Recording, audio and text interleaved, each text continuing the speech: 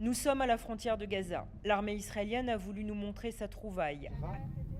À 14 mètres de profondeur, un tunnel. Il en existerait des milliers construits par le Hamas depuis 5-6 ans entre Israël et Gaza. Pour entrer à l'intérieur, nous suivons cet officier. En un mois, 31 tunnels auraient été détruits par l'armée, persuadés qu'ils ont été construits après une longue planification. Comme vous le voyez, ce sont des câbles qui sont enroulés ici. Ils servaient à faire circuler des sortes de wagons. Ces wagons ont transporté du ciment pour construire les murs du tunnel, mais aussi d'autres marchandises.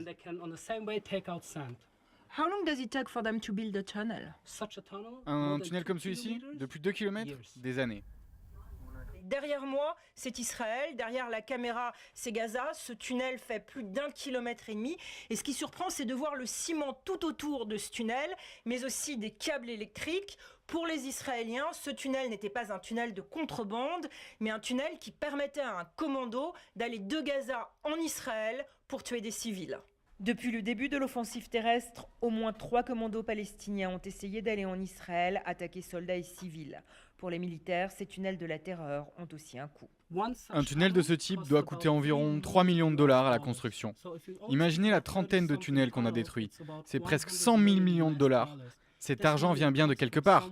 Les renseignements israéliens sont aujourd'hui persuadés que l'Iran et le Qatar financeraient ces tunnels. Pour Benjamin Netanyahou, la paix ne peut donc passer que par leur destruction.